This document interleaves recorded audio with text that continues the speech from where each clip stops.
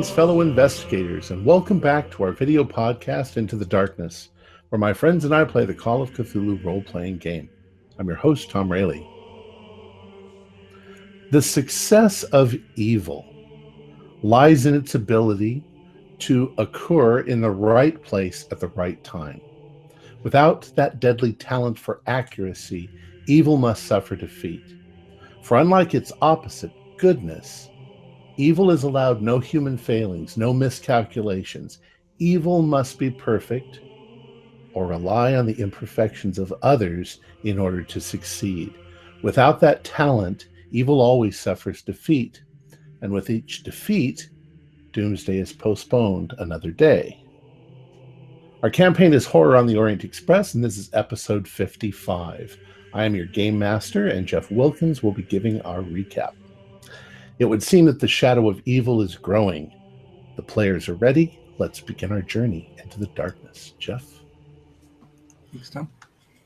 Our group is currently reading through the book called the Narratio de Tilius Corvus, which we're role-playing out the storyline. The time is 330 AD. We're just outside of Constantinople. We're a group of elite Roman soldiers, although all of us are aging and are quickly approaching our retirement years, should we survive. We've been given one last mission to investigate the claims of a satanic cult that has brought a plague upon three small towns, Serinth, Alcatia, and Calicoi. There's a military outpost that we have been traveling to, and the outpost is now caring for the sick. Sorry. There are a lot of rumors about cult members and flying demon creatures, but it's difficult to separate fact from fiction. We finally set out to the closest town, Serinth, to investigate things firsthand. Upon arrival, it's a small town. We see signs of the plague with decaying and skinned bodies laying about. Oddly, the bodies are not decomposing, nor do they smell as one would expect. Next, we go to Calicoi around noon. We see a farmhouse with what looks like a large snail tracks leading to the barn. Timanius and Galerius approach to open the doors as Emmerich, Melonius, and Belisar remain at a distance where they can use their ranged weapons. As we near their building, three creatures burst forth. They look to be human-like creatures with fangs and pointed ears. We manage to kill the creatures. Just then, we see two smaller persons near the farm, and they start to run to escape. We manage to capture them. They're young, a boy and a girl, in their teens. We decide to take them back to the outpost to interrogate them. That brings us up to date. Excellent. So you guys are on the outskirts of the Galilean outpost, returning with these two prisoners, a boy and a girl, with skin removed in patterns from their face. Although you injured one of them, the boy, he seems completely unperturbed by the fact that you've got him through the leg. Both he and the girl, they seem almost in a good mood. They are smiling, they are dreamy looking, and they seem incredibly confident, but they don't speak to you. They keep their my mouth arrow shut. back. He's not getting my arrow. I'm having that right back right now. So you're gonna Pull go, what, Keep tear my it out arrow. of his well, leg? once we've got him back to the camp. All right. Let a medicus Well, do it. no But attempt to take the javelin out of his leg. I would like, let's pick one of you. Whoever has the best luck, do a luck roll. my luck is currently 79. I've got 55. Got a 45. Sounds like Mick. Yeah, I have 75. So yeah. 60.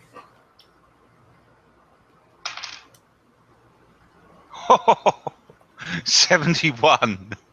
Wow.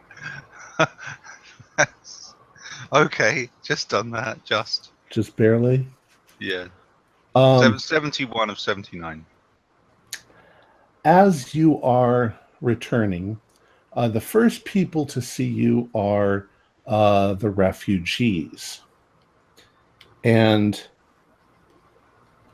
at first, almost nobody notices, but as you pass by, a couple of the refugees on the edge of the camp notice that you have these two prisoners. And they immediately, you actually visibly see them see you, and then they turn around and run into the camp. And you can see, just as you're reaching the outpost, the fort, that the word is spreading that you have these prisoners. Your guess is probably that these displaced people are going to want their heads. Well, we need to know what their heads are going to say first. Well, just as you get to the gates and you go inside, and Longinus meets you at the gates, a crowd of refugees starts heading your direction.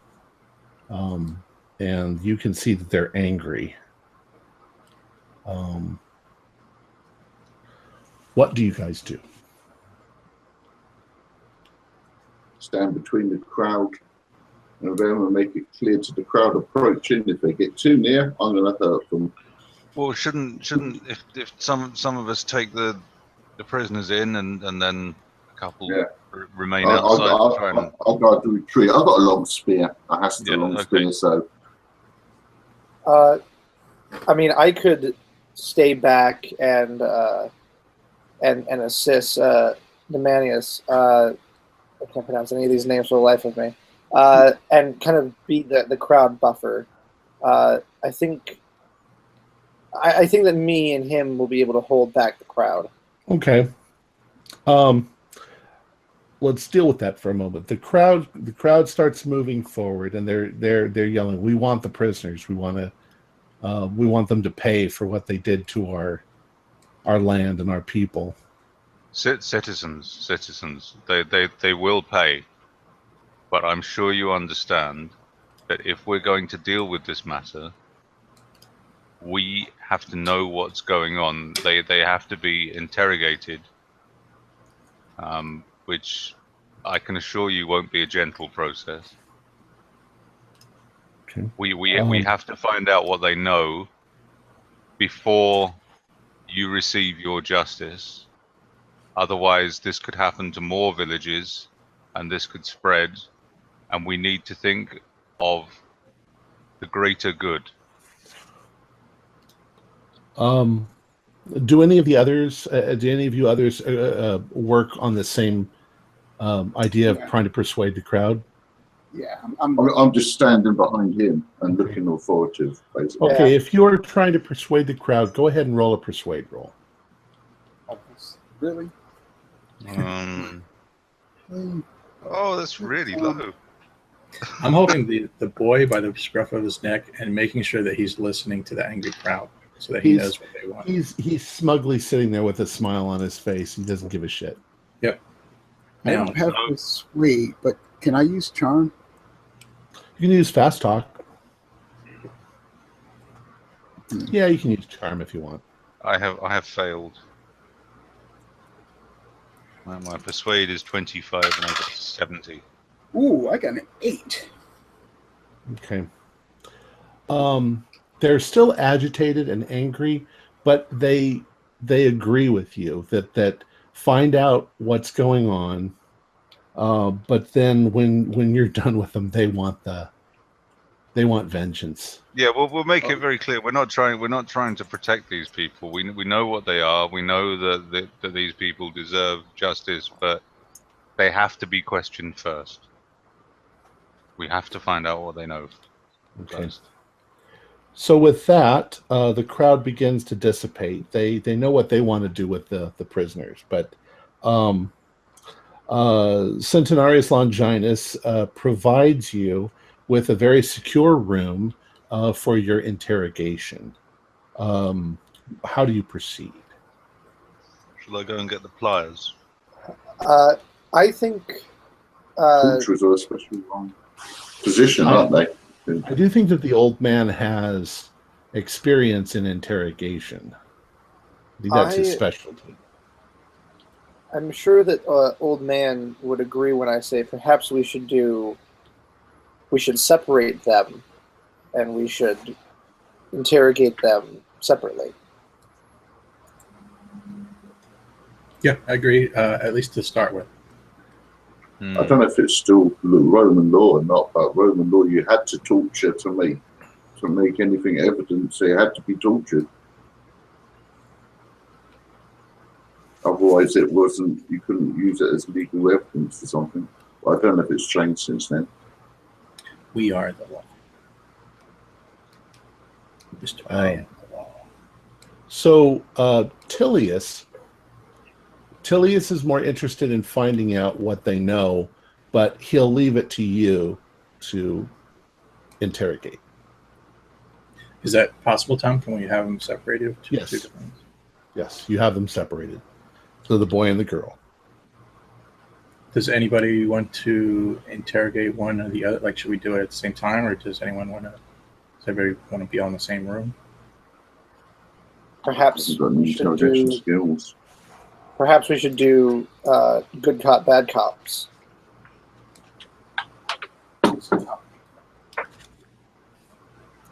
Do you guys still need to remain outside if the crowd is dispersed? I'll stand guard outside.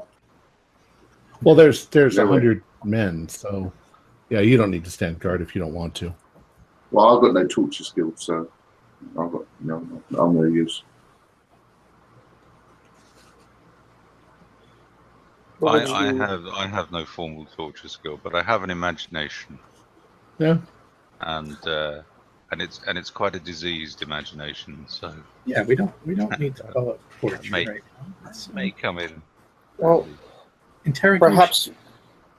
Perhaps we can appeal to their good nature. All people have good natures at heart, friends. It's the will of Christ that all people have good nature. So let's start with the girl first. Unless anyone's opposed. Why do you think the girl's going to break first? Not necessarily. Just that the longer the boy sits in the room by himself, the longer he can worry about what's going on. Crucify them. Oh yeah, there's no question about that. There's no crucifixion any longer. Constantine outlawed it. Oh, did he? Yep. One of the most effective Christian things we had. Are there any other legal issues we need to be aware of then? You guys are in charge. Okay. Well, I think we should let them sweat for half an hour. Yeah, I agree. Firstly, so they don't know what's going on with the other one, right? And secondly, because the way they're behaving makes me feel they may have taken some drug or something, or even to the fact that they are religious zealots. So they've probably already just resigned themselves to the fact that they're about to die. If we give it sort of, let them sweat for a while. That also gives it the impression that we may have been off. Each of them may think that we've been off questioning the other one. Mm-hmm. And the longer, quite useful. And the longer we take, the more they think that they're giving us what we want. Oh, I think we should work on the understanding that as far as they're concerned, we instead of telling them what we know, we should claim that we found that out from the other one in both cases. All right, so go ahead. Tell me what you're going to do, step by step. First, you said you're going to let them sweat. Yes, yeah. Just And then while questioning them, I'd recommend that while we question them, we claim that everything we know was told to us by the other one. Mm-hmm. So we can start on the understanding that, oh well, your friend has told us some very interesting things about the Flayed.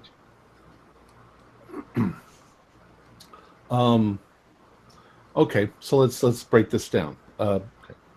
After 15 minutes or so, they're sitting there with smiles on their faces, oblivious. It's not as if they're drugged.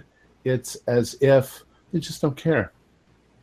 In fact, they're kind of looking if they are looking at you, they've got smiles on their faces like, not worried.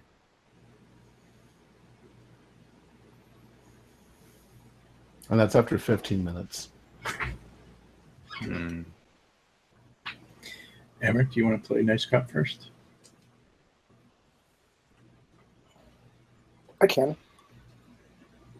So, what's the layout of the room? Chained to the wall, chair, table. What's going on? You tell me what you've done. You've got anything at your disposal. All right, Galerius. What's the room look like? You're the Inquisitor. Yeah, I'm just picturing just a small wooden room, maybe a bench that she's tied up on. Okay, so then I will approach. And I will crouch down, and I'm going to try and make eye contact with her. I'm sure she doesn't want to. She actually looks you square in the eyes with a smile on her face. And I smile back, and I say, hello there. She doesn't respond. I say, it's interesting the sort of company that you and your friend seem to keep. These cult of the Flayed. No response. Right. So it's going to be like this. Yep. So Galerius, you can chime in at any time. If you want to be bad cop, you can be. I take out my dagger. I grab her wrist and I pulled her hand out up on the bench. I say, "What's your name?" No response. I cut off her pinky. Oh my God! I'm not messing around here. We've got 100 people dying out there. I like it, Jeff. All right. Well, you slice off her pinky, and she flinches, of course, in pain. Did that at least get rid of the smugness off her face? Well, I mean, yeah, and she okay. She felt the pain, and she actually when she probably I don't know if she screams, but she makes noise, and then she looks at you and spits in your face, or spits in your direction. I'll put my head around the door once I hear the scream, and I'll sort of say, "Why do you, seeing that he's cut off her pinky?" I say, "Why don't you stick it in his food? When you give him his food, and send a message to him that way." You're gonna feed him? cut pieces off each other and feed them to each other. I, continuing to make direct eye contact with her, I say, Galerius isn't messing around here. That's just the beginning of a long process. I don't want this to happen to you. I don't want your entire left hand to be nothing but a nub. She now she looks angry. She's just angry. But in the midst of her anger, she smiles and she looks at you, and she's like, "It won't make any difference for any of you." Why is that? Do you feel like you've won somehow? You're here. You're trapped in a room. We can do whatever we'd like. Isn't that right, Galerius? You are no match for the Urin Adathi. I raise an eyebrow, and sounds like Gothic. Yeah, and I laugh, and I say, "Is that some sort of pagan god? some sort of false god that you believe you can put your faith in. You're all fools. Yet we're the ones with the authority and the power, and you're the ones that could be crushed by Galerius's boot at any moment.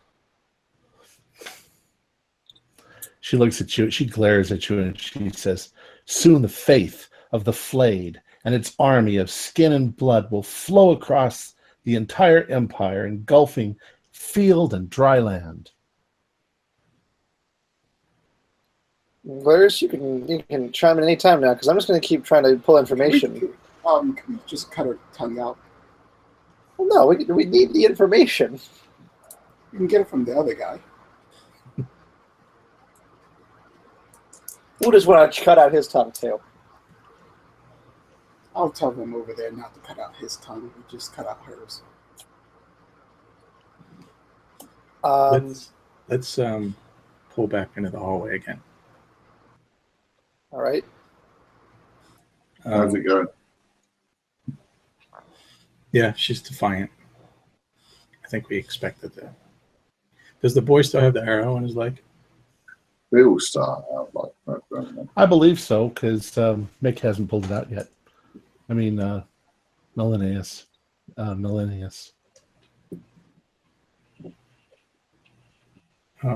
What was I going to say? He looks in a similar way to her in the beginning, and he heard her yell, but he's not perturbed.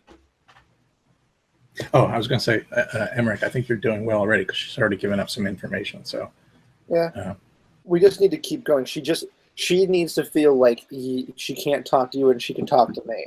Mm-hmm, mm-hmm. Yeah. Should we try the boy next? Or do you want to keep it with her? Can we give them the pinky? Yeah, we'll take the pinky, and I tell you that you should probably start off by saying something like,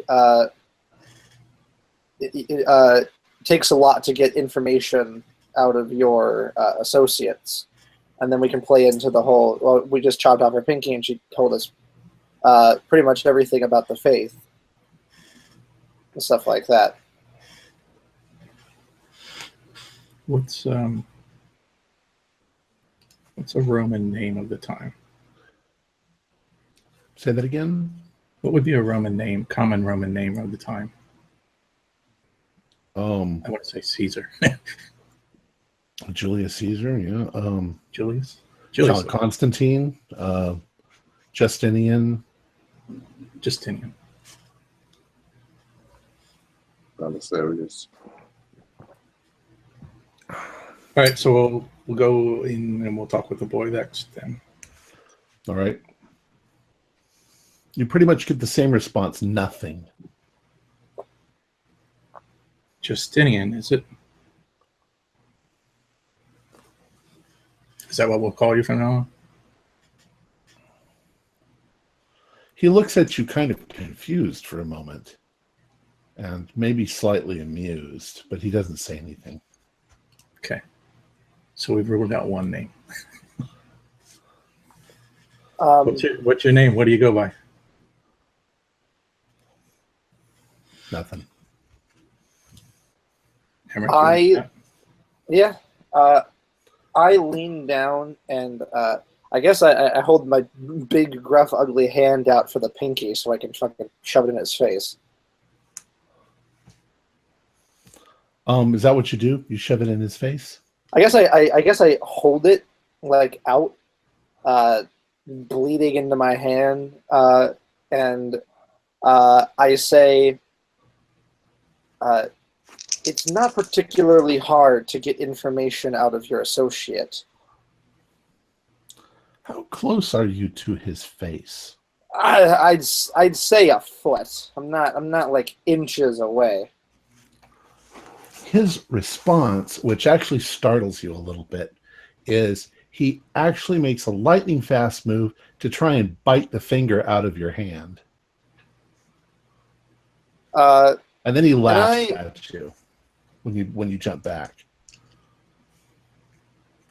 Okay.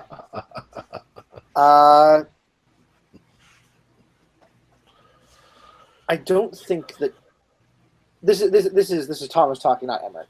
I don't think torture is going to work on him, but I think demeaning him will. So I'm going to guess he does the evil laugh and he tilts his head back and he's like, ah ha ha, look at me. So when he does that, I'm going to take a big hand and I'm just going to whap him across the face. Okay. Roll a 1d4. All right. I got a 3. Okay. You hit him. It's almost more of a punch to the jaw, you know. Yeah. I just imagine he tilts his head back and just an open palm goes whap right into the fucking center of his face. Well, he recovers and he's not smiling anymore. He's angry, but he says the army of skin and blood will destroy you all. Mortals are no match for the Orient. Yeah, your partner said that too. The thing is that to me, skin and bone is still just skin and bone. The Phil and the Greenwitha will drink your blood, and your flesh will be drained, and you will become dead husks that will join our army. Yes, but though I'm sure that those can be killed too. So, can't we just set these people to the stake or something? It's not difficult to kill something that's made of flesh and blood. So, I'm a little confused here by your logic. This fort is going to fall tonight when the army comes. I have no worries.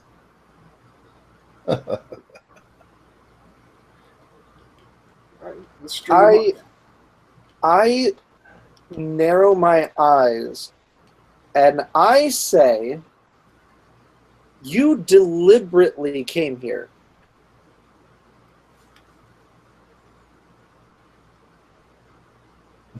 It was your purpose to come here and get caught.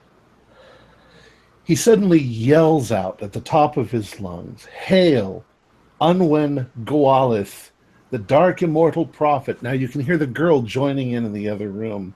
"Of the skinless one, he who shows us the way, he who is the God among men, the first to read the sacred walls." The sacred walls. Well, we're getting a whole lot of exposition from them. He looks at you and he says, "This is only the beginning. We'll destroy this place. We'll destroy Sardis and Cyzicus, and then Constantinople. The world will be ours." I then say, it may be, but you may never see it. And I stand up, and I'm going to let Galerius take it from here. All right. Let's say that over the course of the next couple of hours, you apply some very serious torture to these two. And I would like Galerius then to do a... should have a torture roll. I don't know how we would handle that. It probably would fall under my persuade. Yeah, if you've got high in persuade. Yeah, that's what I'm trying to read the stats. I think that's why it's my persuade is so high, is because of that. All right. You want to do that? Yeah. Yeah, 42. Not quite a heart. Okay. Over the course of the next 2 hours, you're able to extract and pretty much clarify a few points. One is, there is an army of these undead and cultists that is gathering in Kalaki. Had you gone farther, had you actually gone into the town, you would have probably encountered that army. It may be fortunate that you didn't continue on. These creatures, they keep referring to two different things, the Phil and the Grimitha. The Phil are the skins of these dead people that slither along the ground and are able to attack by forming teeth and claws. So And all we thought came out of the barn. The Grimitha are the things that came out of the barn. Oh, They're more developed creatures that have been formed out of these dead people. Unwin Gawalith is their leader, and he is a Goth prisoner, an escaped Goth prisoner, who is, they think that he's a god on Earth. And the worst thing that you find out is that army is going to attack the fort tonight. Can we find out how many? How big is this army? It's big. Like 1,000 people or 20? Probably. You're not exactly sure. They don't know themselves how many. But Well, I guess what I mean is if they're about to attack a military outpost, would we know that the military outpost can hold their own against us? well, I guess you wouldn't, because they're going to tell you that there's thousands and thousands of them. You don't know if they're telling the truth. Can I just raise another point as well? Mm-hmm. That from what we've seen, there is a chance that if they attack fort, we're not only fighting them, we're also going to end up fighting the skins of all the infected people who are outside the fort. If these skins then become these things. I mean, I don't know whether that's just something to do with proximity, but even if that's the case, that would mean that, you know, they have access to this resource. Do I remember right? You're talking about the ones that died in the tents, that they were being thrown into a pit or something? Yes, into a ditch. To a ditch. Because the doctor didn't know what to do with them. Didn't they say they were burning them? No. He was afraid that if you burned them, that what if the poison was in the smoke and it would just spread. He was afraid to bury them because it might get into the water table and poison everybody that way. Mm-hmm. So he was quite couldn't figure out what to do. So they're all in a ditch out behind the plague tent. So we burn it. That sounds like a good plan. Once again, you don't know if that's going if to just spread the poison. Right. Or at the same time, if they have some sort of power over these things. You do an idea roll really quick. Well, all of us, or just? I'm sure. It's really to find out who gets the idea. 17. 45. Go ahead, Jeff. See if you can beat your 17. You got me on that one. All right. 28. It occurs to you, although you haven't gone out and seen the ditch, if the bodies are anything like they were in the towns, they are not decaying. There is no smell, and there's no animals. You haven't seen any buzzards or any animals flying around, so Maybe one of us should go and just they're probably check. the same. Yeah, I mean, you don't have to, but While I'm at base, is it possible for me to find a replacement for my bowstring? oh, sure, absolutely. You said it's not necessary to go look in the ditch. We kind of just know that they're not decaying. Well, you don't know it for sure, but it's up to you. You make the decision if you want. Yeah, I guess I'll run out of the fort and I'll go look in the ditch just to.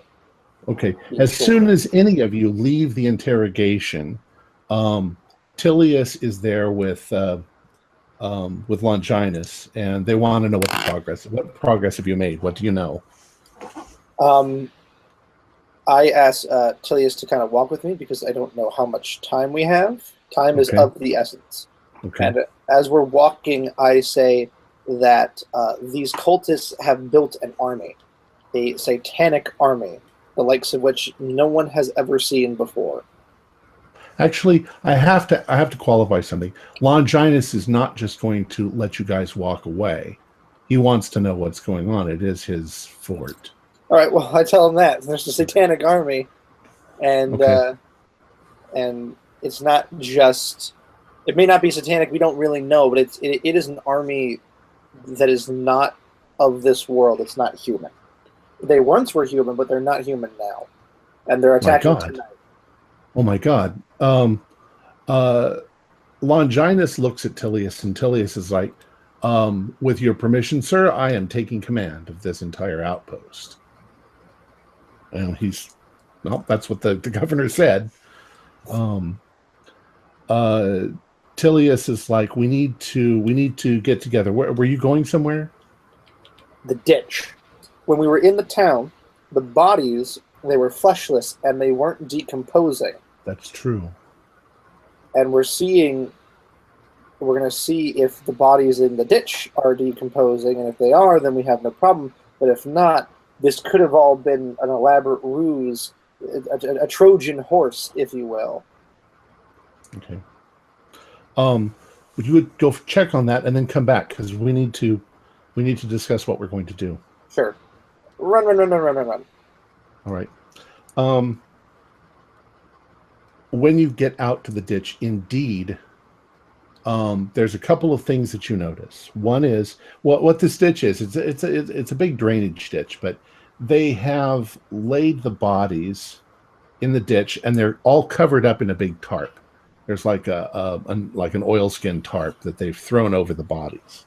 You notice a couple of things. One is that it's obvious that when they were throwing the bodies in the ditch, that they were being kind of respectful and careful. The bodies were all sort of stacked up, facing the same direction and so forth. But the bodies aren't that way anymore. Some of the bodies have been disturbed. They've been moved. You also notice that a good number of them are missing their skins. And you also notice that there are blood trails leading away from the bodies in the direction of Kaliki. Well, fuck. I'm going to run back. Before you run back, I would like you to do an idea roll. Yes, sir. I got a 10. That's a pretty good roll. You're looking at this. You see this in horror, and you realize you got to get back and tell everybody. When you turn around, the first thing that you notice are the plague tents on your right or your left, the refugee on your right, and those tents ain't going to stop any army. Yeah. That's what we gotta have a Helm's Deep situation. We gotta get everybody in. Oh, but we gotta pick one. So it's one of those situations. You run back to the thing. Meanwhile, Tilius has gone in to the others. Gentlemen, we need to have a council as to what we're going to do here. I've taken charge of command. But I need your advice and counsel. Tom, can Yeah. I do a tactics roll just to kind of go over? Okay, I'll just do a general tactics roll. I got a 31. Can I spend a luck point to get down to a 30? Sure. Hooray! So now I'm down to a 30. I passed.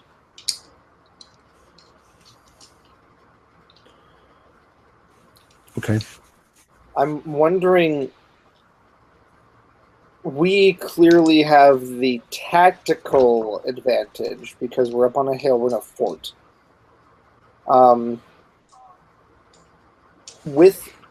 Let's assume there's 1,000 people.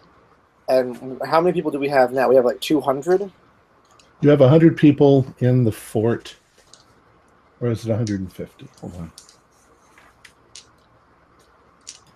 That's what I was looking at my notes for. I think it's 100 people in and 150 out. Well, every person just needs to kill 4 people. That's not hard. I think we need fire. Yeah, I was thinking that too. Fire destroys everything. Yeah, we'll say there's 100 able-bodied soldiers. Okay. So now we need to kill 10 each. That's a little more difficult. But essentially, I'm going over the tactics with Tilius explaining.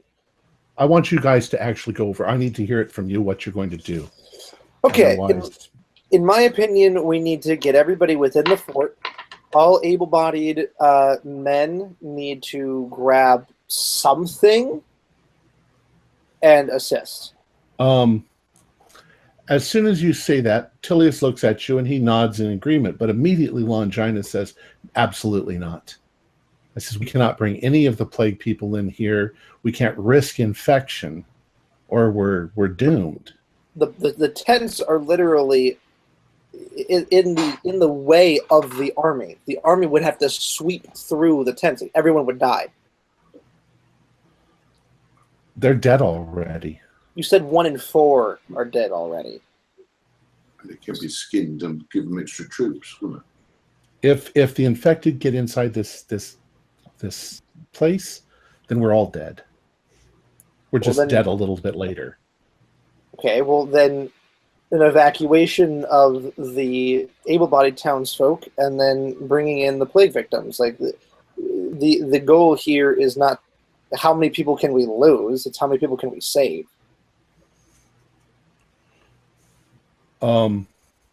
Tilius says, I understand both of your arguments. What do the rest of you say? Do we save what we can? I don't think that we can bring the plague victims in here. I'm in agreement. I don't think that it would be wise to bring in any of the plague victims. But I think we have a duty to save the refugees, but the plague victims could be seen as already members of the enemy force.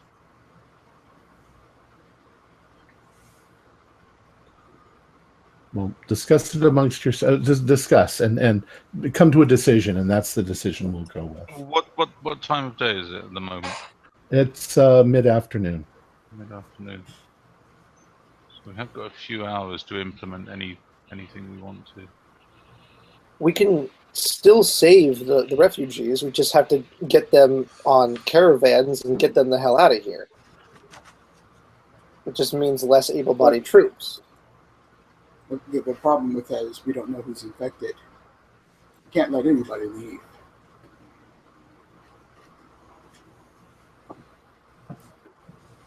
Well, I know my stance. I'm not going to just let the helpless get mowed down by these creatures. If 1 in 4 die, then that means that we're sacrificing 3 people. Why don't we just put them out of their misery now? That way they're not going to get mowed down by the They can still be skinned and used, though. Even if we kill them, they can still be used. Can they now? I don't know how this works. I don't. I mean, we could leave them outside and hope that would be enough to. So, yeah, if they get them, they might not try and get inside too hard. Maybe the blood will send them off. I don't know. Here's an idea. What? I think if we have torches and use fire, we can keep them at bay longer. Yeah, so that's the first question. Is fire an option here? Do we have fuel, any sort of fuel that we could use to create Sort of pitch. a line of fire or fireballs? Or Not a great deal. I mean, there's probably some pitch that's used for repairs on the buildings, but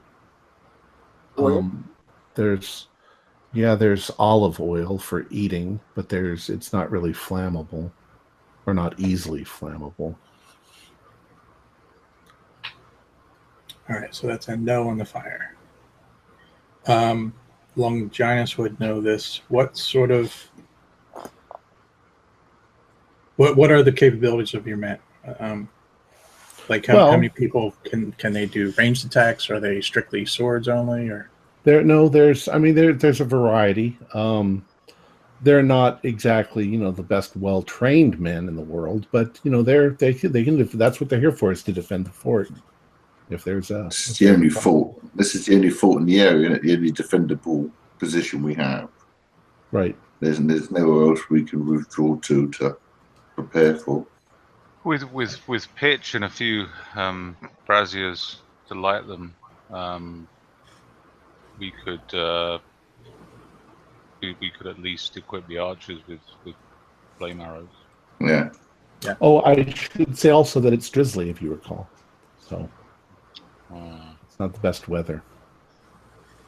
So here's first my first idea is Longinus should be able to recommend a soldier who he trusts to not abandon his post, and we could send word back to send reinforcements.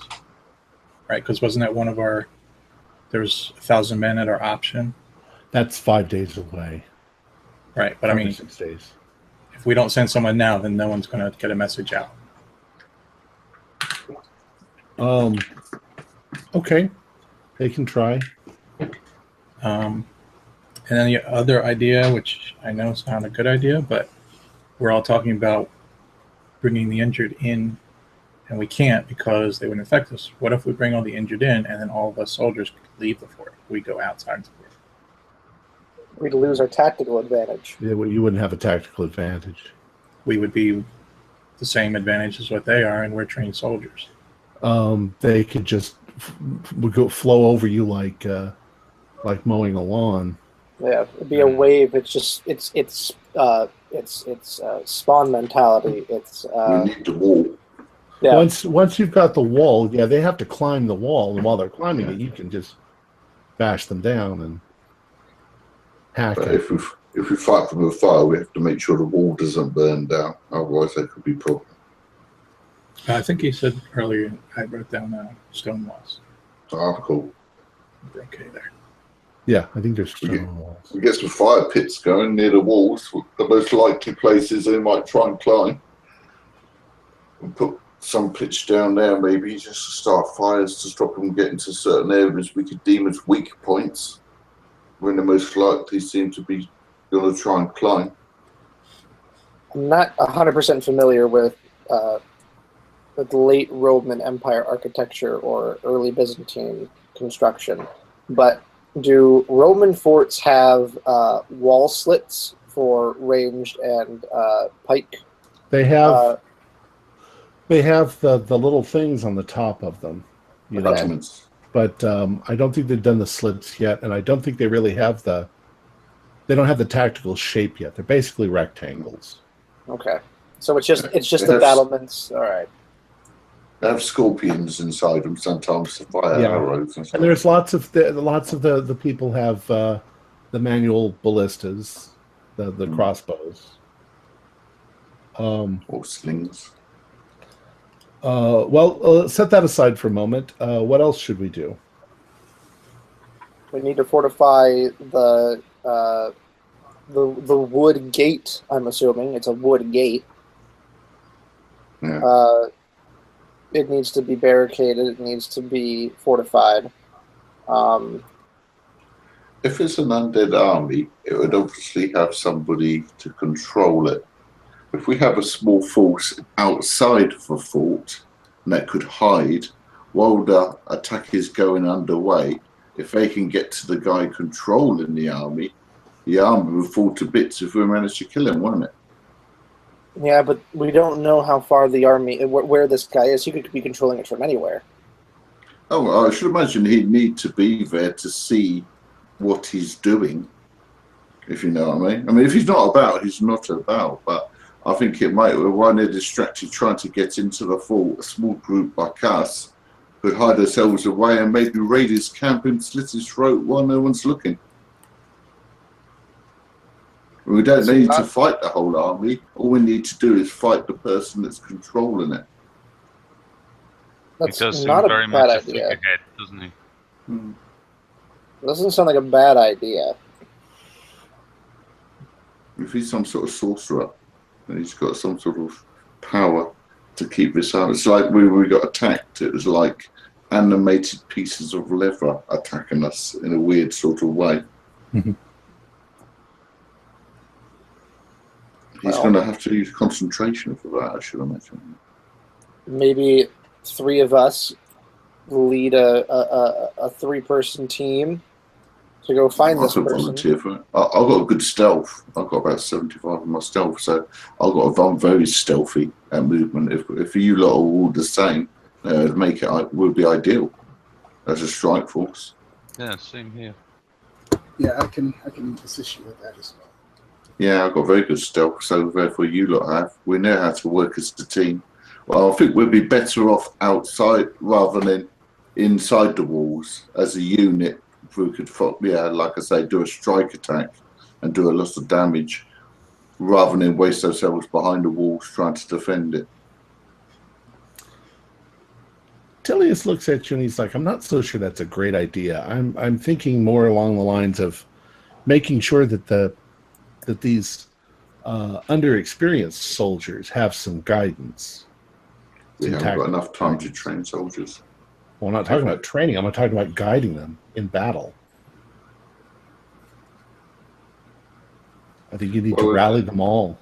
Well, if they're not trained, they're probably going to run off the first time they see these things coming at them, because I was trained and I nearly turned around and ran. I mean, we're fighting some sort of sorcery here. It's not the same as facing some sort of skin and bone barbarian. Is there any other exit out except for the main gate? Nope. What if we were to, like, either a rope or a ladder? What if we were to like I'm trying to, if the army attacks us and it's 1,000 strong, we stay in the fort, we defend the fort, we take out as much as we can, and then once we see where the leader is, then this elite group could then slip out the back and then maybe flank them or something like that. No general of any army would ever allow. The army will always be between you and the enemy. So, if you're the general, so he's going to be behind the army. You'll have to get behind the army, which I don't think is tactical. I don't think that's tactical. How are you going to do that? If they're all attacking the fort, couldn't they slip around the side? The side of 1,000 people? I don't know. I don't think slipping around the side is even possible. Okay. Well, I don't think we have any choices then. Perhaps we should, since this attack seems to be coming soon, perhaps we should send out a few scouts to see, one, how many of their number it is, and then we can devise a plan of how they're structured, what type of weapons they've got, what type of soldiers, if they have cavalry or anything like that. Okay. So we'll send out 2 scouts in the direction of Kalki to see if what the army's movements are, right, and to return back before they get here.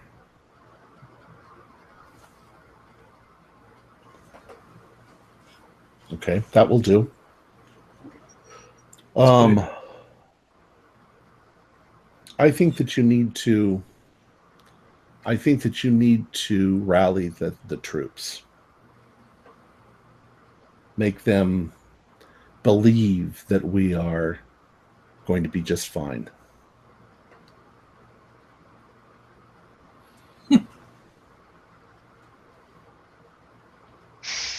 Today's a good day to die, gentlemen. No, we're not Klingons. That would actually probably have the worst possible thing. Die? You said we're going to die? Well, just so I get it out in the air, just amongst our group, not the troops, I think, but tactically speaking, it sounds like we need to lock the gates to the thing and leave the people out in the tents. I feel like you're tempting. All we can do is lock the doors and wait, and isn't it? And react to events as they happen.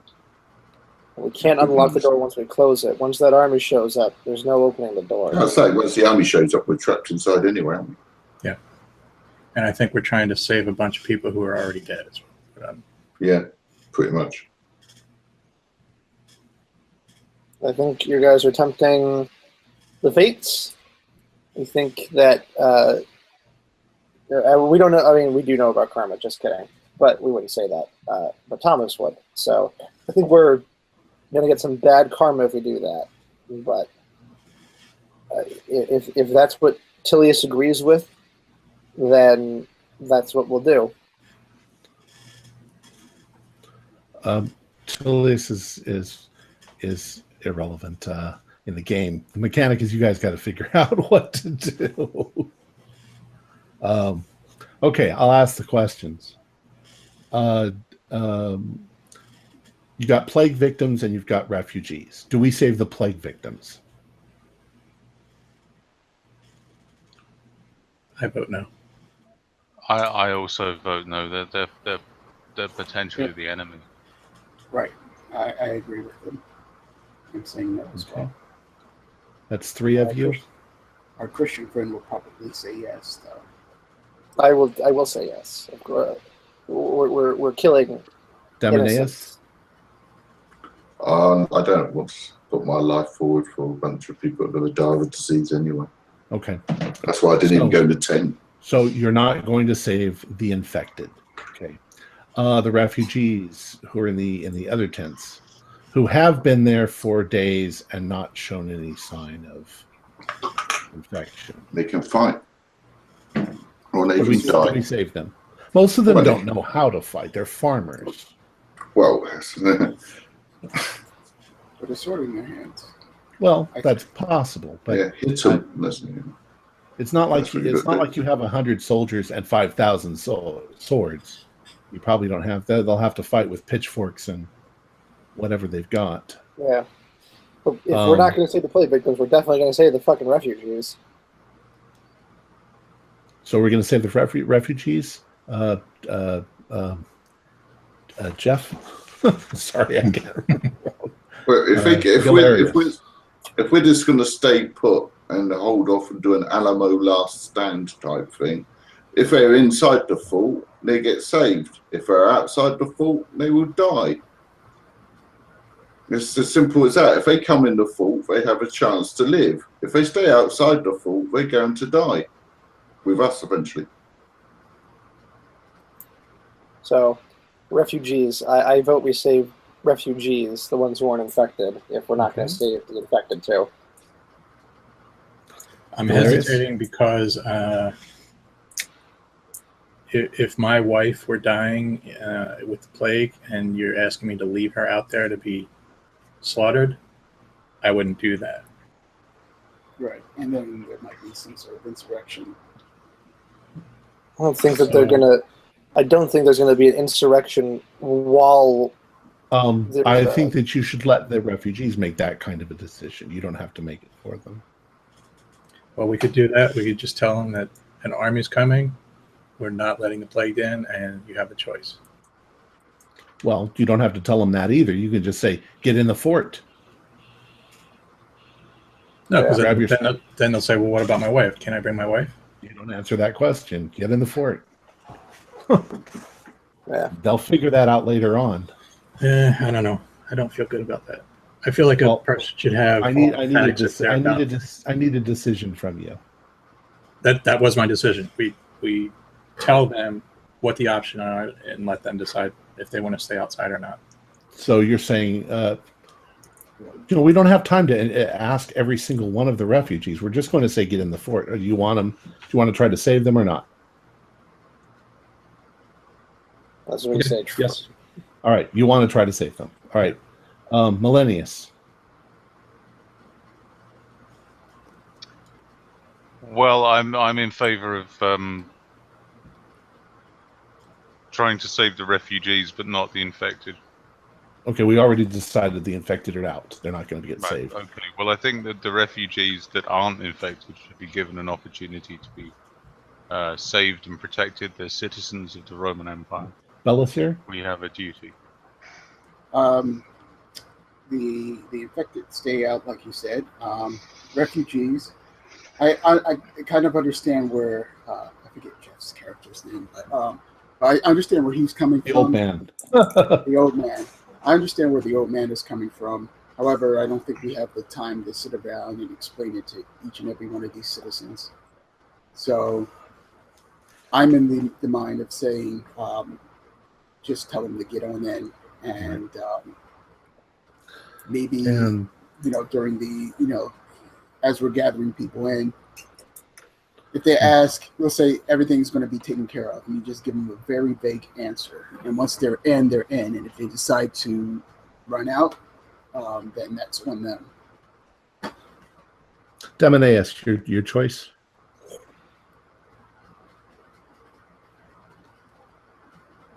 Simon. Simon, can you hear me? Oh, so I didn't hear you say Simon. I heard you say your choice, but I didn't hear Simon. I said Demonaeus. I'm back in the old man. So you're in agreement with everybody then? Well, yeah. Okay. All right. So we're saving the refugees who are not infected. All right.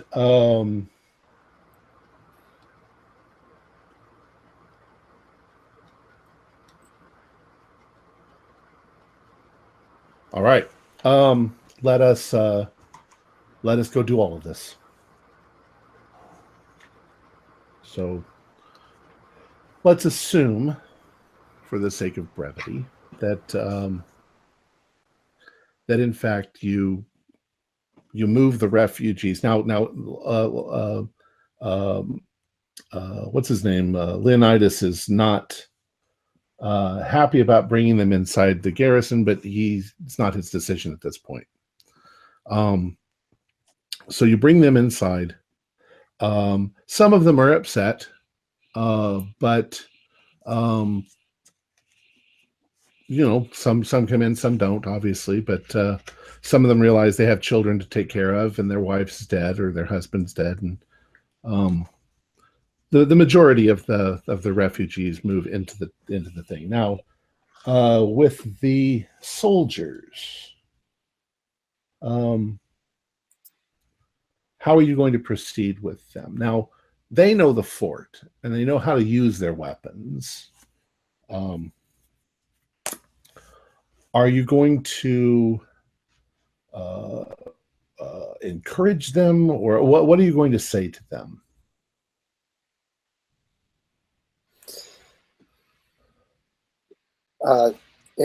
Tell them that what we are is we're pretty much the last foothold of the empire. If this gets past us, then the whole empire is going to get infected, is what they said. But that we have faith in every single last person here, that we can take down this threat, because it's only flesh and bone. It's just flesh and bone. In fact, it's just flesh. I won't say that part. Okay. I'll go ahead and do a fast talk or a persuade roll. Well, my persuade is pretty good. And of course, God is on our side too. Yeah, of course, God's on our side. All right, here we go. Roll 23. Passed. Thank God. Okay. Does anybody want to give a speech? On St. Crispin's Day, or have we got a king handy? I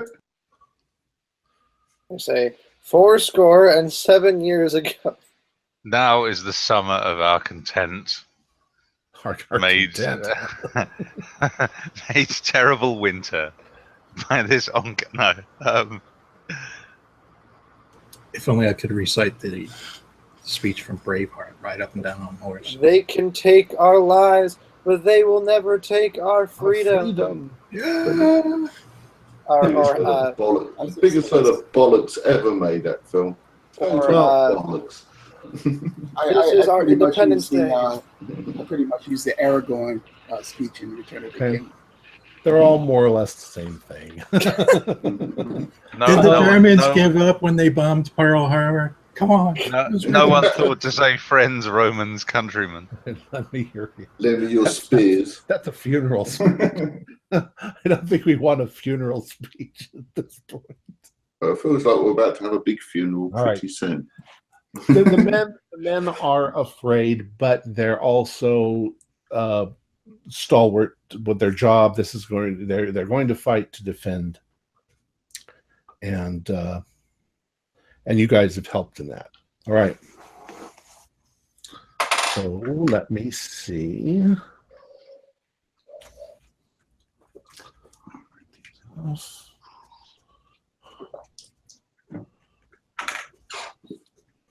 All right. There have been, I'll just tell you this, just for the fun of it.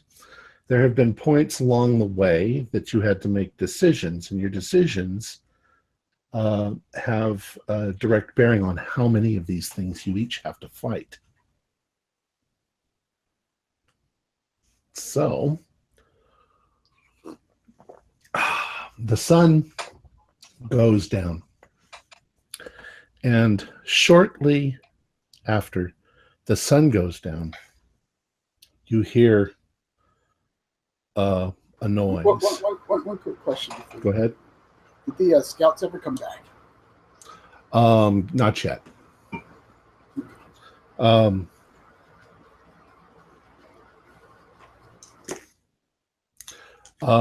Just a little after, you start to hear a noise, and it sounds at first like a distant, I don't want to say like thunder, but like a stampede of horses. And you know the sound. You know the sound very well because you've been in many battles, and you know that the army is coming. All of a sudden, bursting through the trees, are the two scouts. They're on horseback, and they're at full gallop, heading towards the fort. Following right behind them, just a few moments later, is a man on a horse. And this man, he simply clears the line of trees and stops and turns sideways, and he's looking towards the fort. You can see that he is one of these cultists. He has obviously things removed from his skin, and he is riding on a horse that is completely skinned. How far away is he from the fort? Quite a distance. You couldn't hit him with an arrow or anything like that. It's just out of range. He then holds up a knife over his head, which you think for a moment it almost glows purple. And then the sound of breaking branches and trees, and an army comes sweeping out of the forest of these undead things. And they're not only coming from that direction, but they're coming from the sides as well.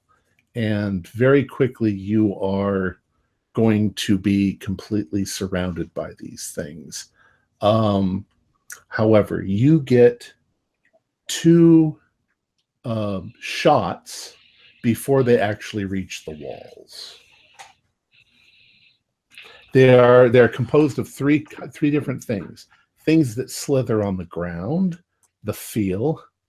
You've got the grimitha, which are those devil sort of looking things, and you've got cultists in robes, the flayed.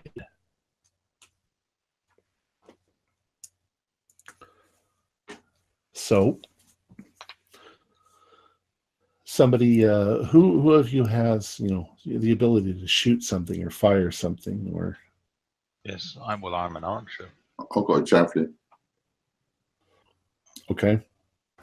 You actually probably have numerous javelins next to you, so archer. Yep. Yes. Why don't you go ahead and make a shot? I shall do just that. 76. 23. That's a hit. Is it an extreme? If you have the option, I would say target the cultists. I made it, but it wasn't like a hard. I just made it. Okay. Yeah, I made it with a hard. It was a 23 out of 80. And yes, I will be going for the cultists. Okay. Take the intelligent ones down first. I mean, unthinking things are one thing, but thinking cultists. All right. So both of you succeeded. Yes. Yep. Go ahead and roll the damage.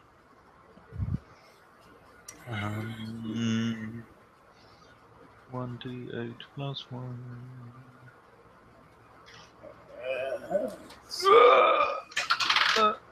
Are you fucking kidding me? 5. Okay. I only got one. Okay. So you just wounded one. Mick, you got a good shot in, but the guy's still coming. You get one more shot now before they actually get to the walls. Anybody else want to do anything? Now they're a bit closer, I'll do a javelin attack because I wouldn't be able to have thrown it as far as a bow shot. But if they're getting that closer, I'll do a javelin attack this round. I take it the leader is still out of range. Oh yeah, he's not moving. He's behind them all, yelling something, screaming something in Gothic, waving this what looks like a large dagger that's glowing in the darkness. I guess I will also throw a javelin. I get 15 out of 45. I rolled a 77 out of 85. So I'll roll damage. Okay. 44. I got a 39. I'm sorry, Jeff. I mean, Wayne. What damage? 3. 3. Same as me. 3 points of damage. Okay. What did you say, Thomas? I'm gonna throw a javelin. I got a 39. My damage is a 7. Okay. Now they have reached the wall. As they reached, go ahead. I got a 34, so I hit as well. Oh. How much damage? 5 plus 1, 6. You have killed one of them. One of that same. It's not realistic. Obviously, you're not shooting only at one person as they're coming, but from the point of calculation, you have killed one cultist. All right. These things have reached the wall, and the feel, which are the skins, they are slithering up the wall, and the defenders all around you are hacking at them and shooting at them and chopping at them, and the Grimitha, the devil-looking things, they've reached the wall too, and some of them are trying to climb. I've got my long spear. I'm going to target them with my handheld long spear. Well, I would like you each to deal with one of the feel as it comes up and over the top of the wall, or it's almost up and over the top of the wall. Hell yeah! Let's do it. Let's fuck them up. So, well, as this is the creature one. I'm not going to take time to change weapons as it comes over the battlement. I'm just going to fire an arrow into it. Sorry, archers really hate it to say that. I do apologize. I'm going to shoot an arrow into it at point blank range. All right, everybody roll for your weapons. Oh, 17. All right, 34. Get in. That is definitely a hard roll. 25. Not an extreme. If you succeed, Oh, no. roll for damage, and then let's go down the line and you tell me what. 17 is an 4. extreme. Is that an impale? Sure. Okay. So that's 9 plus a roll. Keep going down, mate. Oh, 9 plus 8. 17. Yes, you skewer one of the feel. Get in. Simon, how'd you do? 7 points of damage, sir. 7 points damage. Okay. Jeff, how'd you do? Crit fail. You fell. Oh, you failed. You crit failed. Well, okay. If you crit failed, I think I need to try to do some damage to you. What damage does it do?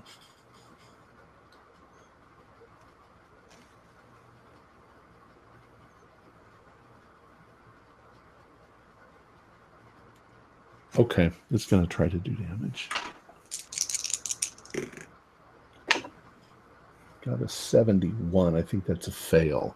Okay, it's flapping at you, practically in your face, but it's not able to hit you. You've got it held back with your shield, or whatever you've got. Yes. All right. Thomas, how'd you do? I passed. I got a regular. It's not a hard. Okay.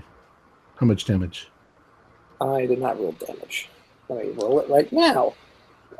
For the sake of timing, just when this comes up, just roll your thing, and if you succeed, roll damage, and then we'll. No problem. I have done. Let's see. I have done 13 damage.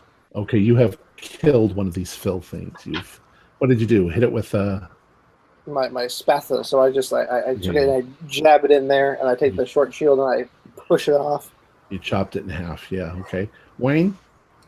I did 4 points of damage 4 points of to my damage. crossbow. Okay. Next round. At this point, the Grimitha have climbed to the top of the wall. Let's have you all roll for hitting a Grimitha. All right. At this point, I'm pulling out Ho, my... ho, ho, ho, ho, ho, ho. I hit. I'm pulling out Okay. my sword. I just got 1. I could be wrong, Nice. but I think makes that a good roll. Oh my god. Are you kidding me? I still have to look and think when I see the elder sign thing come up on the dice. Simon. 45, not quite a 4. hard roll, but 45. Just if you succeeded, just tell me the damage. Simon. 3 points of damage. Okay. Mick. With the impale, that's 13. Yeah, I think you speared it right through the skull, and it dropped off the wall. I'm channeling the elf from Yeah. the Slayer at the moment. Yeah. That still counts as 1. Jeff.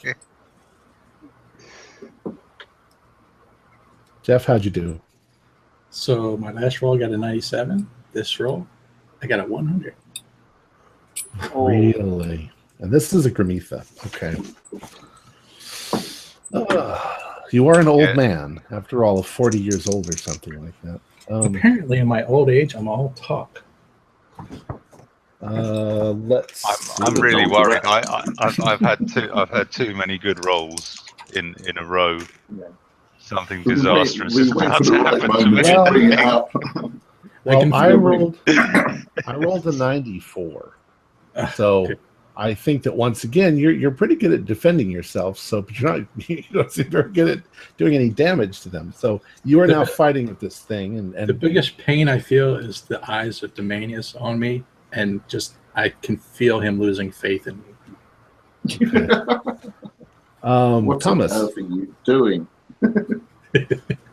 I did 13 damage, so I just imagine I pushed off the fell or the field or whatever they're called, This is the Grimitha. and I just take the sword and I jab it into the Grimitha as it comes over the battlement. All right, you've killed the Grimitha. Wayne. I did 9 points of damage.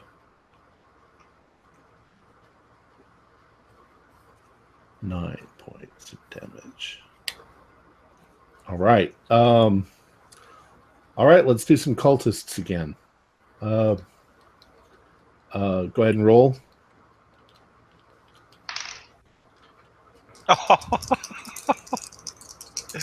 Ah, well. Oh, no, it's, yeah, 85. No, 81.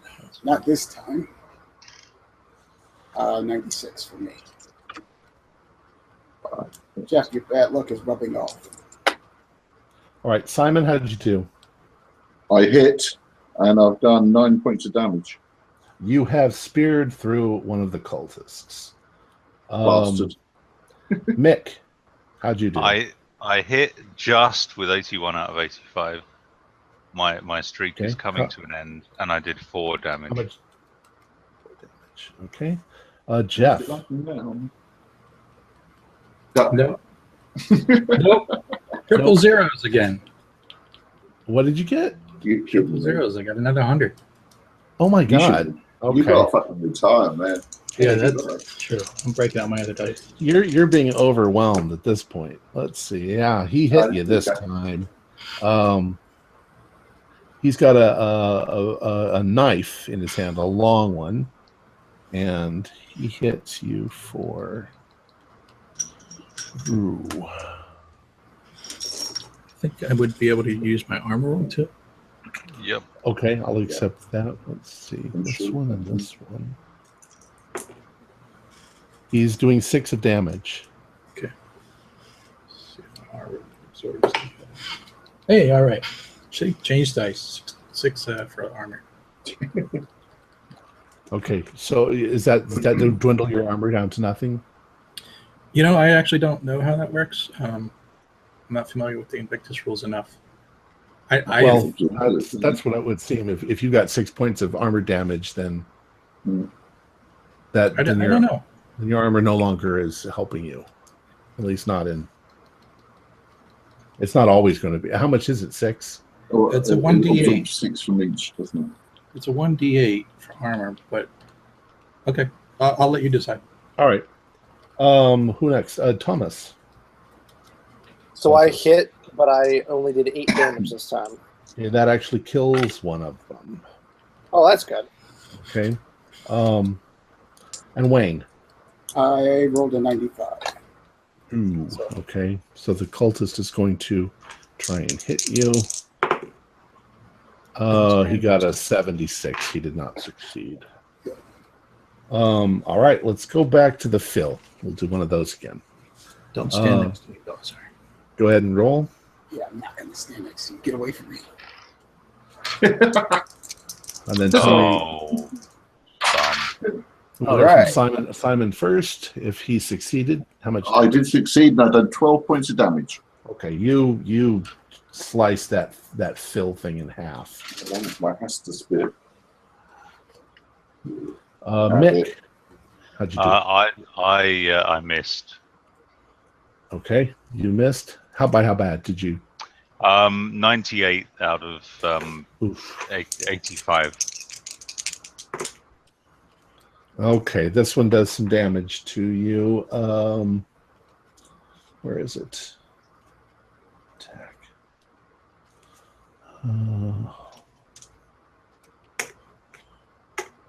Does 3 points of damage. Okay, so I'll do an armor roll. Okay. 4. Okay. Which I take it means that the armor just stops it. It doesn't magically heal me of 1 hit point. Right. Yeah, that would be weird. Jeff. Yay, my luck changed. 8 damage. 8 damage. Okay. Thomas. I passed, but I got a 6. 6 damage. Okay. Wayne. I did 4 damage. That killed one of the things. Okay. Gramitha attacks. Simon. Go ahead and roll real quick. We're going to be doing this for a little bit. You're getting closer, though.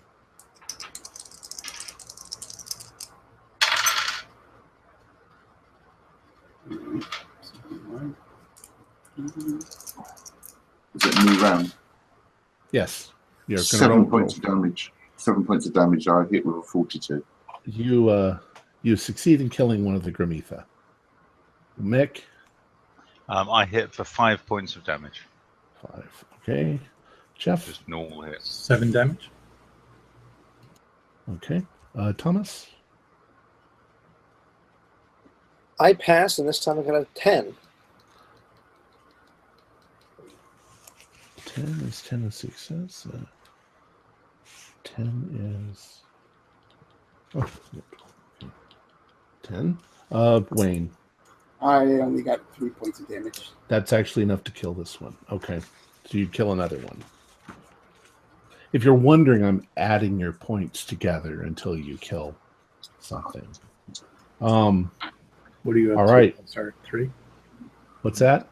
What are you up to, Belisar? 3? Belisar? Keeping track? Yeah. All right, let's do some cultists again. So far, Jeff hasn't killed any cultists. Simon? 9 points of damage. Cultists are... Okay, 9 points. Mick? Oh God, it keeps confusing me. That'll be an 8.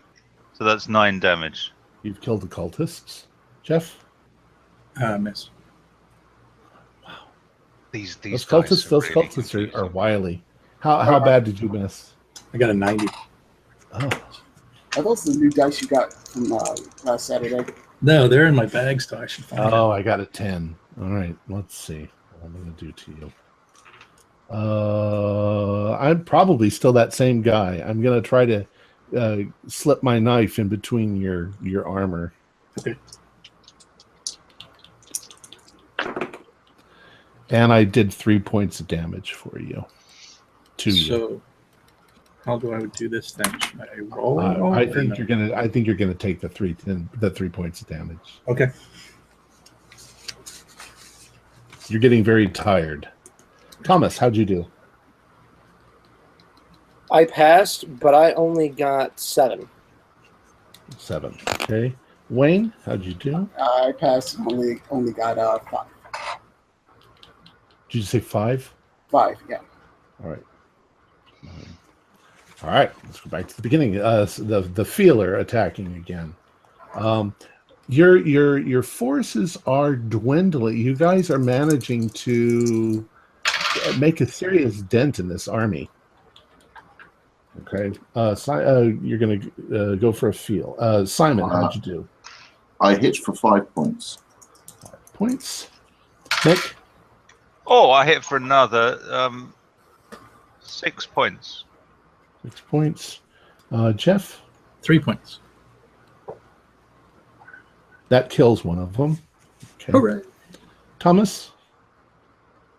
Let's see. Pass. 4 damage. That kills one of them. Yay. Wayne? And I did 7 damage. That's pretty good. Okay, Grimitha. Simon. Right. I yell out to Melonius. I got one. Oh. 28. Oh,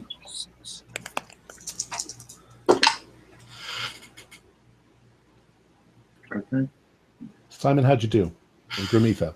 Hit for 6. I hit for 6. Okay. Mick? hit for 9. Yes, you sliced the head right off that Grimitha. Jeff? I missed by 1 point. Okay. Thomas? Pass. 10 damage. You slaughtered one of them. Chopped its head right off. Wayne? Yeah. Only 4. 4. Okay. Cultists. Mick, you do not have to roll. You have killed your quantity of cultists. Simon. I did a critical hit with an O2, which gives me 7 damage. I think it's double to 14. Okay, with great finesse, you wheeled around and you sliced one of these frickin' cultists in half. That guy on the horse waving the knife about. If he gets too near, I'm going to throw a javelin at him. Yeah, he still hasn't moved. He's still way too far away. 7. Jeff? 7. 7 damage? Yeah. Okay. Finally, you did some damage to this guy. Thomas? Pass. 11 damage. Yeah, you've cut down your cultist. The morale of the whole place is going way up as you guys are helping them all slaughter. And go ahead, Wayne. I did 6 points. Okay, you also slaughter a cultist. Let's see. Got a couple more rounds to go. Simon, we're going to do feel again. The feel are still slithering, but there's not as many of them as there were. Hey, Tom, did our theory, as we kill the cultist, do we notice if that has any effect on the other, like, are they controlling the other creatures? No, it doesn't seem like it. Oh, okay. Simon, how'd we do on the feel? I fumble with an OO. Oh, okay. And I succeed in hitting you. Does my armor take any? Well, let's see. It's 4 points of damage. My armor's down for 6. Okay. I've got to leave 2 over. I'll just stay at 6.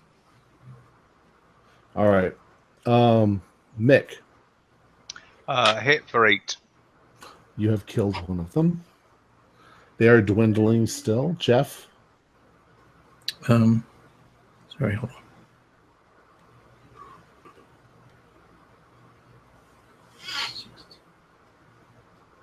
Yeah, okay. Sorry, I got an impale. Okay. Ooh. So, can I just add lots of damage?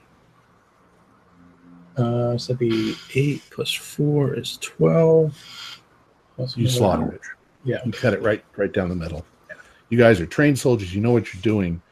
Thomas, you do not have to roll this round. Oh, but I rolled a 1. Oh. Well, we'll save it. All right. We'll save it. I'll hold on to that little Wayne, nugget. Go ahead. I did 5 points. All right, you killed one too. Now we go to the Gramitha. You guys, you don't see much of the fill anymore. There's very few of them left. Realize that the soldiers all around you are killing them as well. Some of them have been killed. You guys really know what you're doing, so you're not being injured. The Gramitha. Mick doesn't have to roll.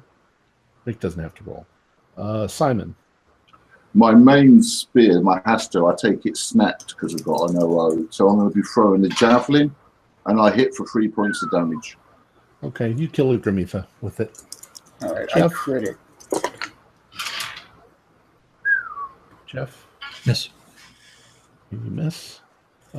Thomas? You going to use that 1? Can I keep saving it? Can I keep it in my little pocket? Actually, this is the last creature for you. So if you got a 1, let's just say that you killed the Gramitha. All right. Wayne. I crit it Start singing and the I regimental rolled song. 7 for damage. Now the crit, do I roll another die or does? No, you killed your Gramitha. All right, so let's see.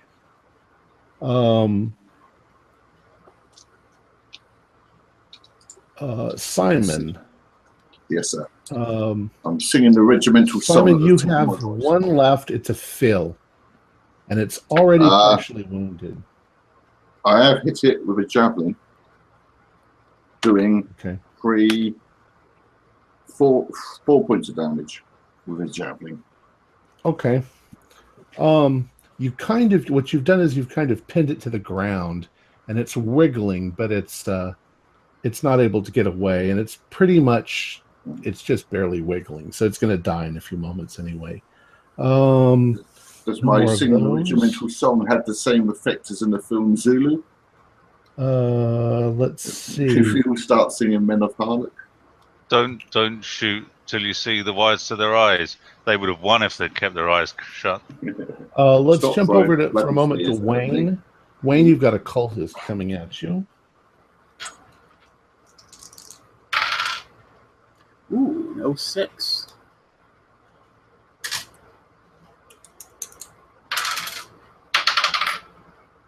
And that's only 4 points of damage, though. But it's an impale. So it's probably enough to kill the cultist. All right, you've killed that cultist. The only person left is we've got poor old man. You actually have 2 Gramitha and 2 cultists. We can roll, or we can just assume that ultimately you manage. Let's just roll to see if you get any damage. So if you roll and you get a crit, then I mean a bad crit, then I'll do damage to you. Otherwise,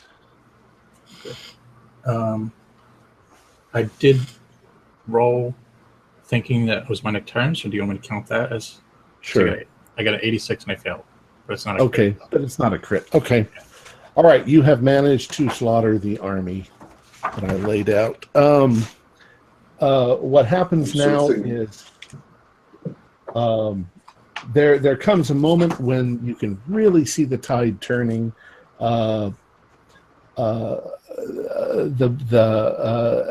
some point, one of you yells out, "Falcones, Falcones," like this, and the others start cheering too, and the other soldiers start cheering. It's my song. It's my song doing it. And Tilius is like, I handpicked my best men I admired, men I knew I could depend on. You did not disappoint me. I've never been prouder to be your commander. Here in the twilight of our careers, this was the finest battle that we've ever fought. And they all start, "Falcones, Falcones, Falcones." All right, now, and you can see that the any army that's left, anybody that's left, and this commander of theirs retreats. Okay, but it is the middle of the night.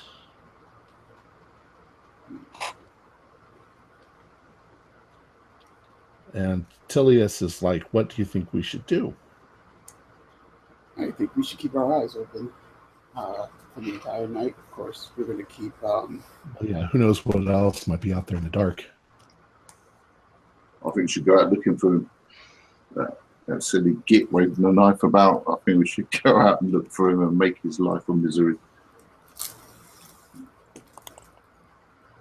What happened to the prisoners that we had?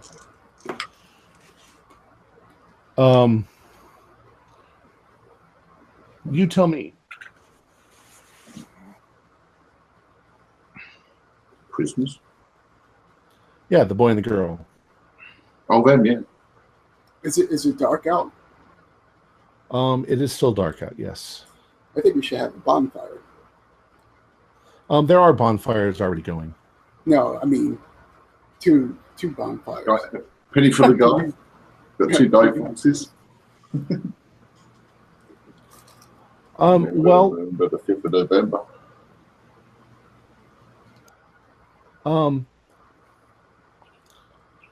I would like you all, in the aftermath of all of this,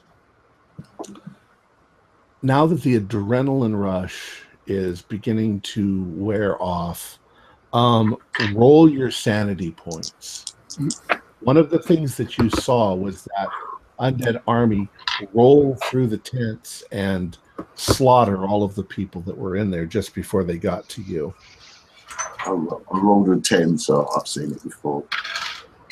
I rolled a 16. That's a success, 53. Okay.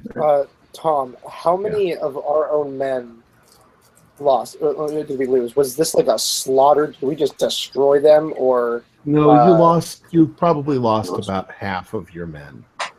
Imagine we lost quite a few. And you know that you're going to spend the morning once it arrives gathering up the dead and probably burning them. But it's only soldiers. The refugees are safe. Maybe some of them died too, trying to help because they wanted to help. But are we going to kill those prisoners then? So you're basically saying the good for nothings are alive, but the ones that actually helped died.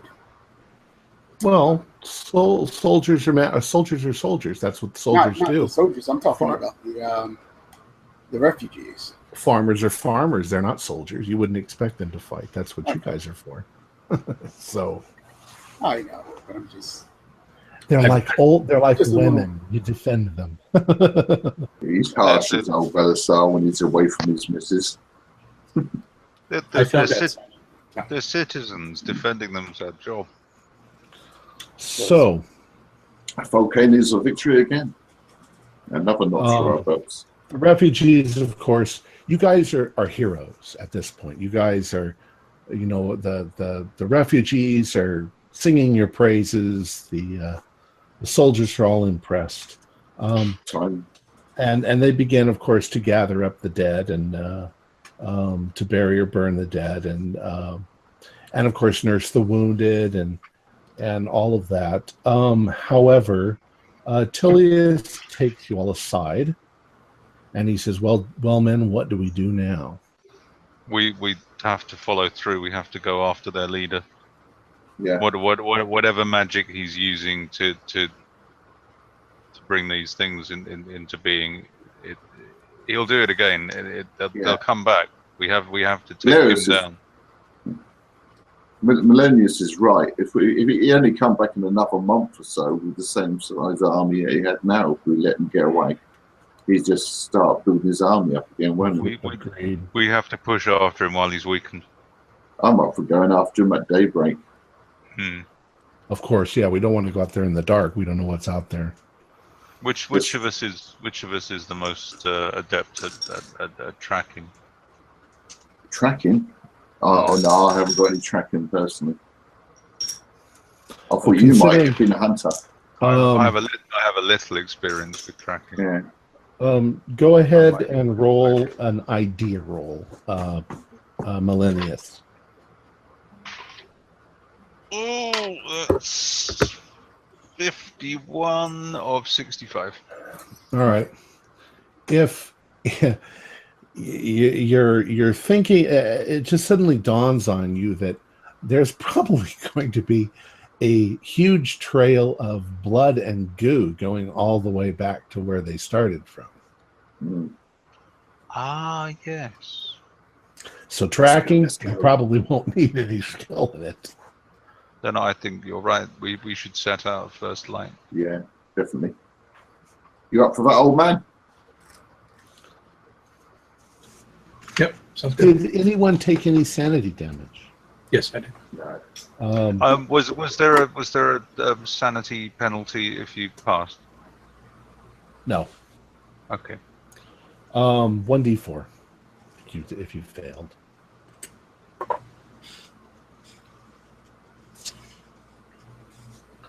All right. So you guys are going to leave at first light. Mm-hmm. Is there anything that you would like to do between now and then?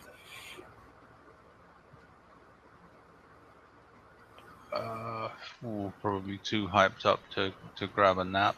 I'm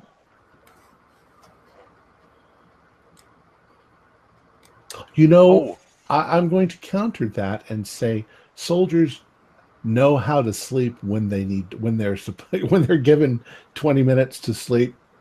They can probably do it. So if you've got a couple of hours, late night gamers are the same. I can attest to that. But okay, yes, I'm gonna take a nap. I'm just gonna All right. I will Oh. allow you. I'll allow you. If you take a nap, I'll allow you 1 sanity point back if you lost them. Okay. What about hit points? I lost 3 hit points. I don't think it's enough time to get a hit point back. Okay. But by tomorrow, you should be able to get one back. All right. So we'll assume that the next morning comes. Up and at 'em. Was there anything you wanted to do before the first light? Just breakfast and shave and get ready for the day ahead, really. I'm quite enthusiastic to catch up with it. Okay. I'm going to go and retrieve some more arrows from my horse, assuming my horse is still alive. I try and find a new Hasta spear somewhere as well, because I did break mine. If there's one I can grab. Javelin. Okay. So you replenish your woods and your weapons. Mm-hmm. Everybody's ready to set out on the jog. I turned to the old man. Don't you think you should try to get that armor of yours patched up while we have some downtime? Is there That's a time for that? possible. We'll allow that. Yeah. Okay. You can replace it with bits with other bits of armor from the garrison. Okay. I shall do the same. Yep. So I took a bit of damage to my arm. All right. It's just but a scratch. You know that you're going to have to make your way back to Kaliki. Mm-hmm. How are you going to go? Are you going to follow the trail? Or are you going to follow the way back? It's probably pretty much more or less the way that you went there the first time. Well, I think What's as that, we old get man? I'm sorry? Sorry, I missed that too. as we get closer, we should we should remember that the reconnaissance is our business. That we are scouts. We should approach stealthily, I think. Okay. So when you leave the fort, of course, there are slaughtered cultists, skinned things, all over the place. You're actually quite elated by the fact that you so well slaughtered these things. It's sad that you lost some soldiers, but considering what they were up against, they did a fantastic job, those who survived. There will be songs about us. The trail is unmistakable. There are dead cultists who died after succumbing to wounds. There are, things on the ground. There are trails of blood everywhere. After about 30 minutes of walking, you come upon the dead skinned horse. It looks like it tripped in a ditch and broke its legs. I'd like you to do a sanity roll on that one, because it's one thing to see dead people, which you're used to, but this poor slaughtered horse. I failed. Oh, bugger, that's a fail. Okay, 1d4. Passed. Okay. 1 point. 1 also. Okay. The devastation is what is kind of overwhelming. Now, you've seen war before, but there's just something about this that's unnatural and really monstrous. This is otherworldly, this kind of slaughter. You make your way through the other 2 towns, and you are now, it's been about 2 hours. You're approaching Kaliki, and you don't see any movement or anything in the town up ahead. I'm going to shove that knife up his arse on attention. Well, I'm going to go cautiously. I'm knocking an arrow. I've got stealth. Do you want me to try? Shall we try and creep up on the place without Yes, revealing that ourselves? sounds like a good idea to me. Do you want to make a stealth roll for us, Jeff? So I mean, because otherwise we wouldn't really. I mean, Thomas, otherwise we wouldn't know if we made it or not, really. But I've got a stealth of 75 if you roll for me. My stealth's 70. I'm not following. No, I We meet. don't think I would roll. Mine's a 7. I mean, that's it, Thomas. I mean, Tom, Sure, as a shall games we all- master, Or might should roll. we roll them? I'm sorry, what was your question? Are you going to roll our stealth for us? Because we wouldn't know if we've been seen or not, you see. So if you make our stealth roll for us, because if we fail the roll, we know we've been seen. But if you make the roll, we won't know if we've been seen until the last moment. There's nobody there to see you, so Yeah. you haven't. Ah. Oh, I see what you're saying. All right. What I will need you to do once you're in the middle of town, and this is the largest of the 3 towns, there is blood and gore, of course, everywhere. It's obviously that this is where the army rallied before they attacked. I would like you all to do spot hiddens. Yeah. 01. There you go. I was hoping somebody 21. would crit. 54. I made it as well. Okay. Well, Demonaeus, you guys have kind of, you haven't really got out of each other's sight, but you kind of spread out around the perimeter, the size of the town. You're kind of checking to see if you can determine where a direction is. And it's Demonaeus who finds it. There is definitely a trail that's leading back up through the woods towards the mountainside. I'll call Melonius over to it because he's probably our best tracker and he could probably make more sense out of it than I can, but I'll point out what I've seen to him. Okay. It looks like you can actually see through the trees to where the rock starts and the mountain starts to rise up behind the city, or it's not a city, it's a town.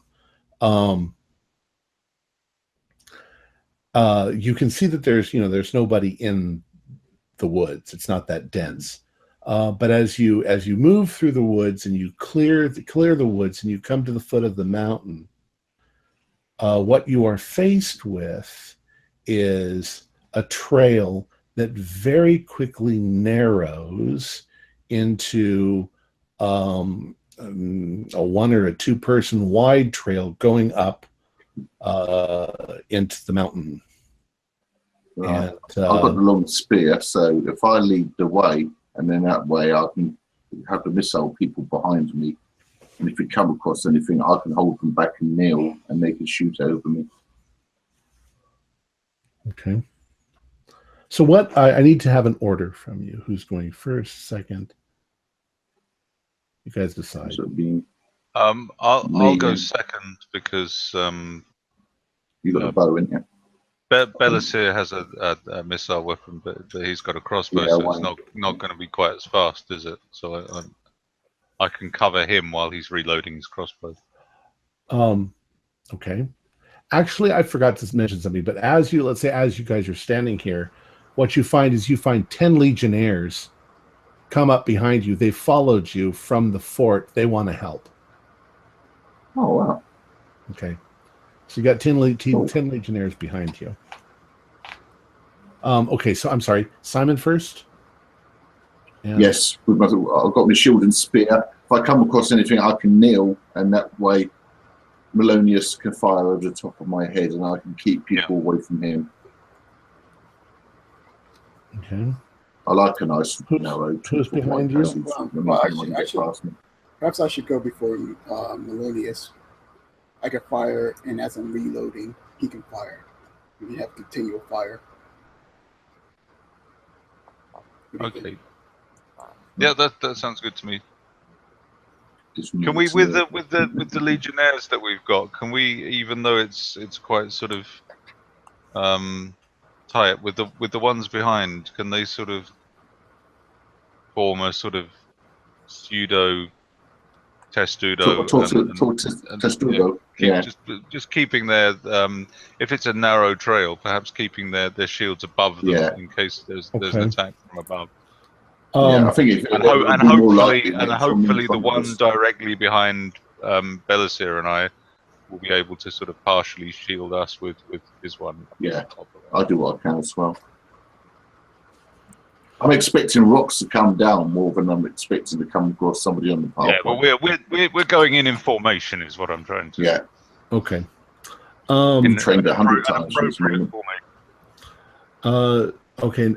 Who is the last of you going up? Who's in the back? The 10, I should imagine. The 10 new boys. No. Of you guys. Which is the Something last of you going up? It's either going to be me or Galerius. I think maybe it should be me so I can bring up the rear. Okay. You're not. The Legionnaires are behind you, but yes, you're in the rear. Yeah. For what it's worth, Emmerich, I'm feeling lousy about my battle, so.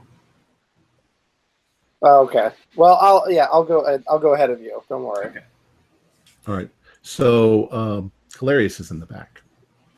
All right. You guys start up this trail, and it gets rather narrow.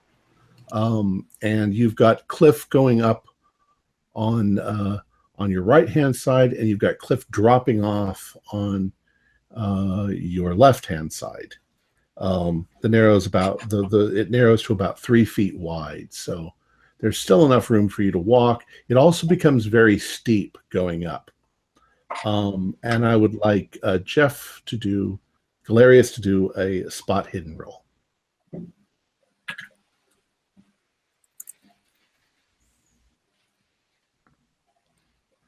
Nope. We'll have Emmerich do one too.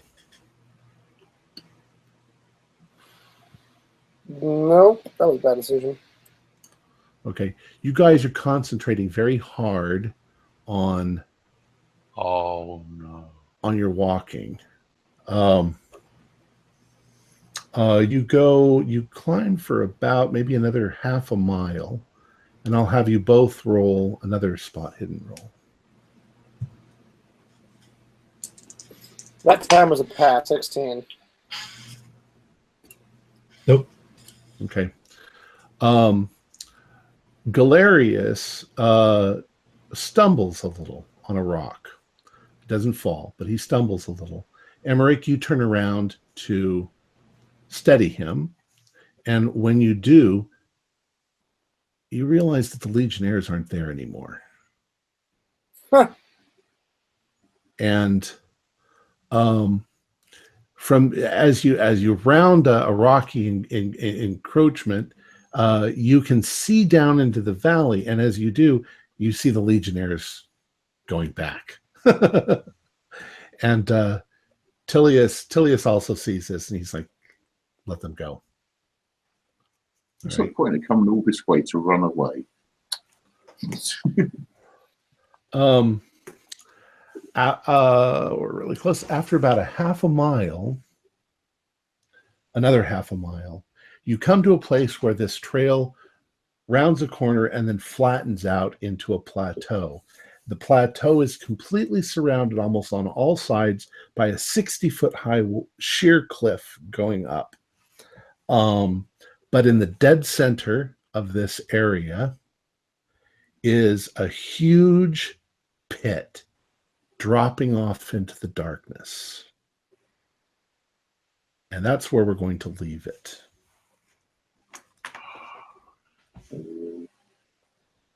Okay? Cool. The heart of darkness. Now, let's see. I wanted to mention that one of our current patrons, William Mize, Bill, has increased his donation from $10 to $20, which is incredible. Thank you so much, Bill. Thanks, Bill. Thanks, Bill. What a star. You're a real star. Bill will be joining us for our upcoming Delta Green adventure, Lover in the Ice. So I'm looking forward to that. Our players included Thomas McKeon, Mick Swan, Simon Ward, Jeff Wilkins, and Wayne Worthy, with myself as the Keeper of the Secrets. Please consider visiting our Patreon account. Just a few dollars a month will help us greatly.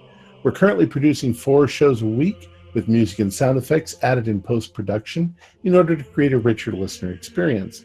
We're also providing audio-only versions of our shows free for you to download from Podbean or iTunes.